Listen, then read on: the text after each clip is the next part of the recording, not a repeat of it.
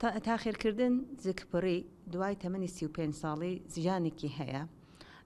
بۆچی؟ چونکە ژمارەی هێلکە لە ناو هێلکەدانی خاتون بەرو کەمبوون ئەڕواتەوە دوای تەمەنی 35 ساڵی.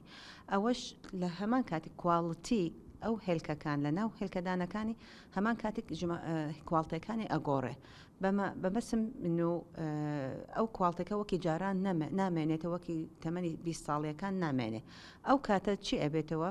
ئەگەری دووگیانیەکە کەمتر ئەبێ، ئەگەر دووگیانی بێتەوە احتیمال لە بارچوونیان زیاترە بێ. بۆچی؟ چونکە احتیمالێکی هەیە ئەو هێلکەدانێک کرۆمۆسۆمەکانێکی باشتر نەبێت. لەبەرەوە ئێمە ئەبین دوای تەمەنی 35 ساڵی ئەگەری لە بارچوونیەکان زۆرتر ئەبێتەوە، یا ئەگەرێکی دووگیان بێت و بە مناڵێکی نقصان یە بە مناڵێکی کێشەی کرۆمۆسۆماتی ئەبێت و زۆرتر ئەبێت.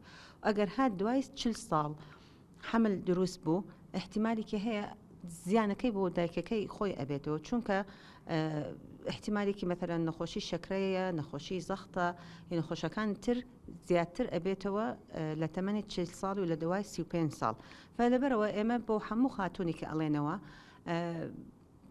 ینی بەبێ سەبەبێکی ینی نادیار باشترە دوا نەخەنەوە حەملەکانیان دوای 35 ساڵ، باشترە ژمارەی مناڵبوونیان و ئەوانە کەمتر پێش 35 ساڵی تەواو بکەن. سمارت وەرچەرخانە.